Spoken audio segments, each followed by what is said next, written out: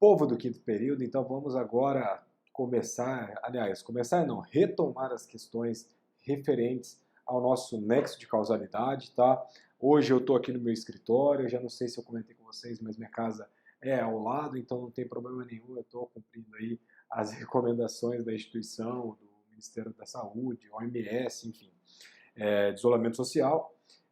Então vamos lá para a aula de hoje, tá? Só passar um pouco para vocês, retomar um pouco do que a gente já passou referente ao nexo de causalidade, tá? Lembrando que o nosso nexo causal é nosso elemento referencial entre a conduta e o resultado, tá? Então é um conceito jurídico normativo através do qual podemos concluir quem foi o causador do dano. Ah, outra coisa, se tiver um ruído aí no finalzinho, mil perdões, mas eu estou com o ar ligado aqui, porque senão seria impossível de eu gravar essa aula, então já adianto meus sinceros pedidos de desculpas, tá? Então, outra coisa para a gente retomar aqui, nosso nexo causal é a nossa ligação jurídica realizada entre a nossa conduta ou atividade antecedente e o dano para fins de imputação da obrigação ressarcitória. Tá? Também na aula passada a gente verificou as duas funções do nexo de causalidade, sendo que a primeira é conferir a obrigação de indenizar aquele agente cujo comportamento foi a causa eficiente para a produção do dano, ou seja, a imputação jurídica das consequências de um evento lesivo a quem os produziu, seja tanto pela teoria da culpa, nossa responsabilidade subjetiva, quanto por nossa teoria do risco, ou seja, por nossa responsabilidade objetiva.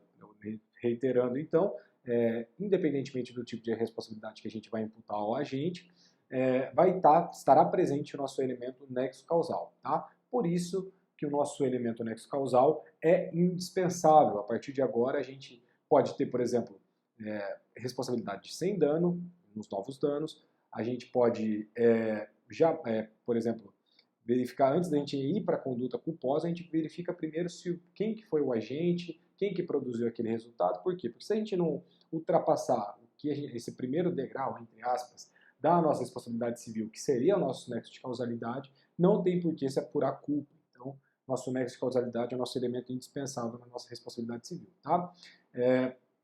E a segunda função do nexo causal na responsabilidade civil é determinar a extensão desse dano, tá? A medida da sua reparação, conforme enuncia o nosso artigo 944 do Código Civil, quando diz lá referente à extensão do dano, para a gente verificar quem indeniza e o que se indeniza. Tá? Então hoje, feita essa retomada da aula passada, a gente vai trabalhar especificamente no dia de hoje as nossas teorias do nexo de causalidade.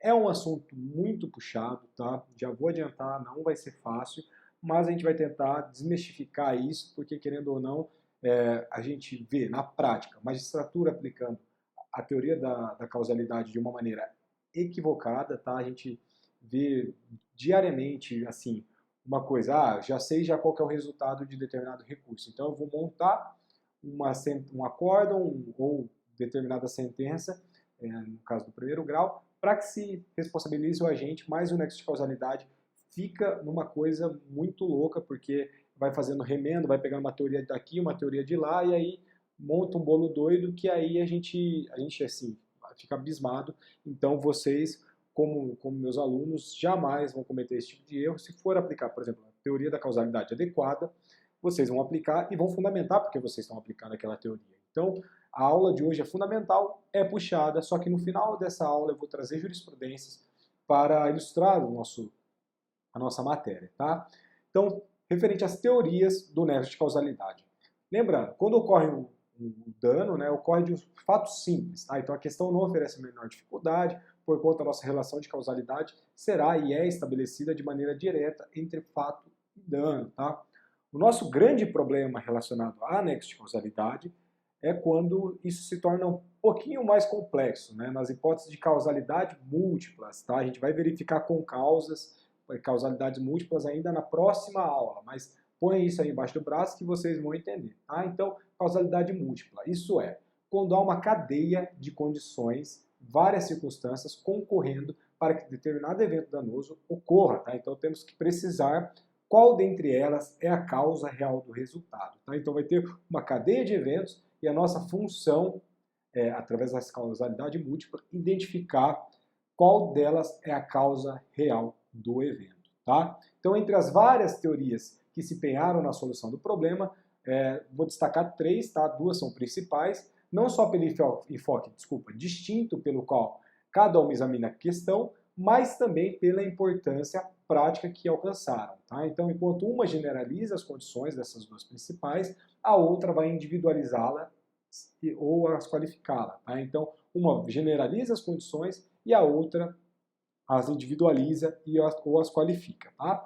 Então, alertando para uma questão para vocês, que nenhuma dessas teorias nos oferece soluções prontas, tá? E acabadas para todos os problemas envolvendo o nexo causal. Foi aquilo que eu falei para vocês, a gente vê uma interligação dessas teorias na prática de uma maneira até mesmo assustadoras, desculpa. Então, como teoria, apenas elas vão nos dar, tá? Elas só nos dão, um roteiro mental a seguir. Tá? O nosso raciocínio lógico a ser desenvolvido na busca da melhor solução.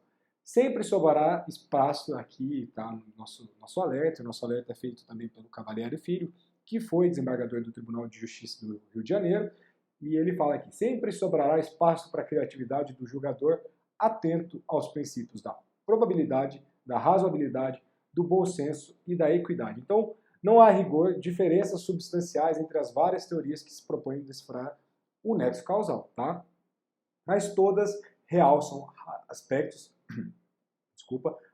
relevantes do problema e seguem caminhos mentais semelhantes para atingirem os mesmos resultados, de sorte que, em face do caso concreto, teremos que, nos vales das contribuições de todas as teorias, que possam nos levar a uma solução mais razoável, ou seja, no caso concreto a gente vai verificar qual que seria a teoria mais adequada. A gente vai verificar também qual é a teoria mais aplicada no Brasil, mas diante dessa sociedade complexa que a gente vive hoje, caberia aí ao juiz verificar quais dessas teorias se aplicaria de uma maneira mais razoável no caso concreto.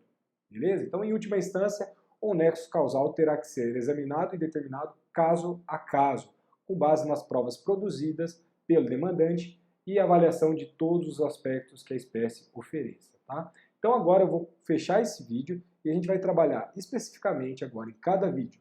O primeiro vídeo é acerca da teoria da equivalência dos antecedentes causais. O nosso segundo vídeo vai ser da teoria da causalidade adequada, tá? E o nosso terceiro vídeo será da teoria da causalidade direta e imediata, e aqui vai surgir uma subteoria da necessariedade, tá? Então a gente fecha esse vídeo agora e aí a gente volta para verificar essas 3 teorias, sendo as 2 primeiras as que mais se destacam, tá? Então, cortamos aqui e já voltamos.